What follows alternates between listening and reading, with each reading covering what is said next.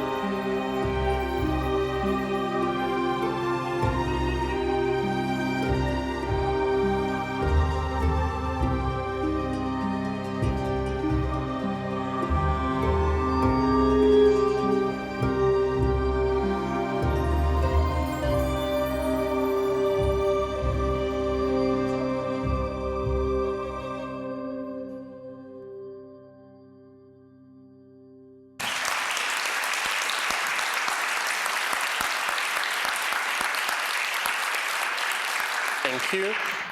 So just to start with some clarification. It's not a computer graphics, although the computers were, of course, used in post-production. This film has been shot in time-lapse technique, which allows me to shoot sequences of still images and then process them using my own workflows and deliver film quality. We did 3 days of shooting generally, and it took us about 2 weeks to post-produce this film. We also used the proprietary technology to move the camera very slowly, because in time-lapse, each of single shots of the film was taken during like 40-50 minutes of real time. So during this time, the camera would have to move very, very slowly across the distance of like 1 meter or 2 meters to imitate the standard film dolly movements. Time-lapse is essentially, as I said, shooting film combining frames, but it's not the same as stop motion, because in stop motion you shoot single frames and move the puppets or something like that. In time-lapse, it's capturing the action which is going in real time. So that's the idea. To explain a little bit more about this motion that we applied to camera movements. When I started shooting time-lapse about 2 years ago, there was no technology that would allow to move the camera that slowly. So we had to design it, and the Chapel was one of the first films to be shot with the use of this technology. Actually, we made a few short films showcasing it earlier. Now to talk a little bit more about the HDR technology. HDR stands generally for high dynamic range imaging. And essentially, the cameras nowadays are limited in terms of the ability to capture the dynamic range of the scenes. So when we deal with situations like that, in this kind of church, we have very, very low amount of light and very, very strong lights coming from the holes in the roof. So shooting this with standard cameras, with standard approach, wouldn't give us this quality of image. So that's why we used HDR to capture it. And essentially, you need to capture different exposures, then merge them into HDR image and post-process it, tone mapping it to allow for display on consumer-level displays and the standards of the technology today.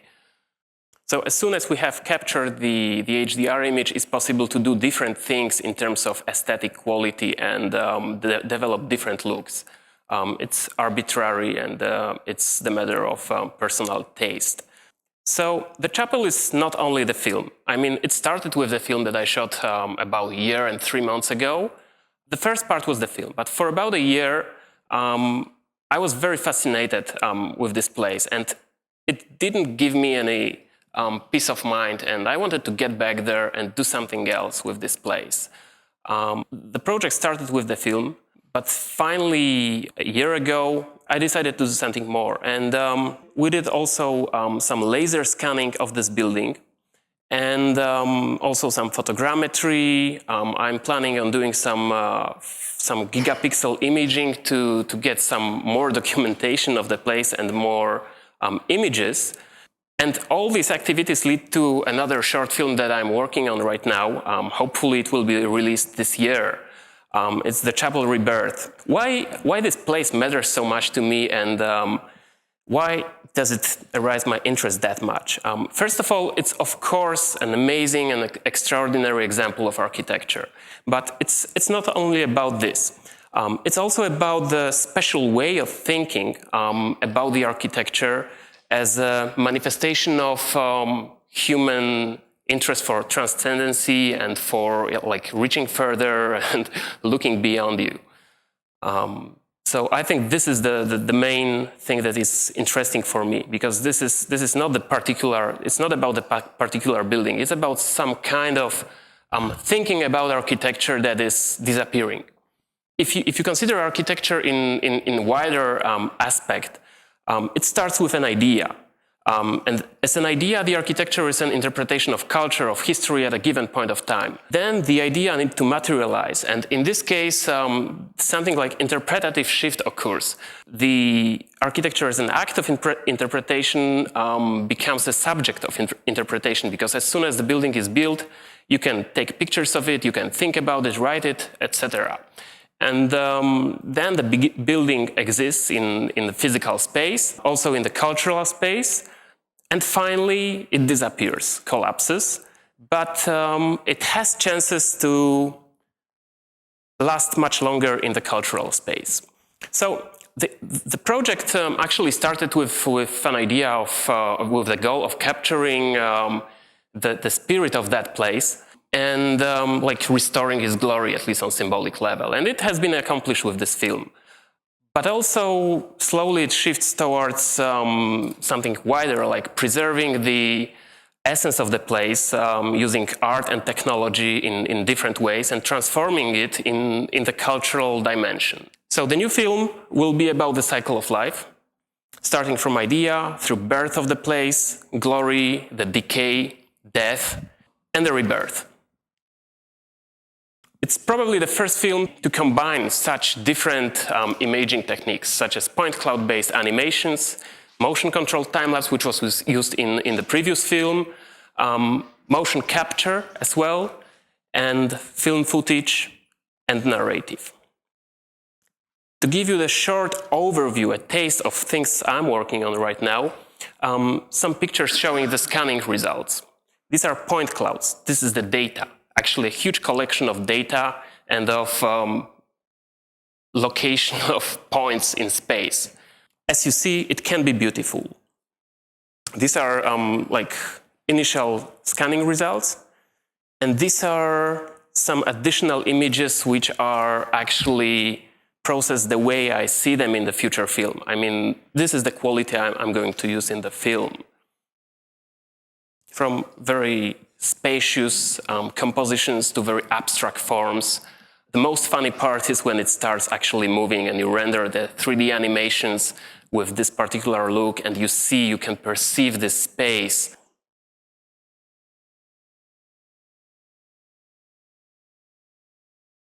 The glory and decay in the film will be shown using the imagery that I captured a year ago, will be a little bit similar, differently processed. And the rebirth, which will be the main part of the film and the culmination, will be shown using film footage and some life that I brought to this place and shot it a few months ago.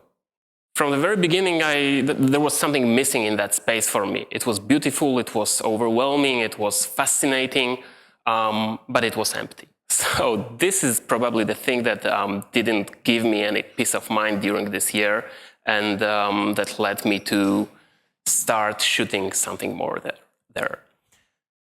And finally, finalizing the presentation, I believe that by combining the vision, the artistic vision, a little bit of craft and the technology, which is really widely available, you can generally create changes in the cultural dimension. And that's something not many people realize, but I believe it's worth it. It's worth to do it. Simply grab anything you have, go outside and try to, well, capture the world you see around and tell different stories with that and create changes.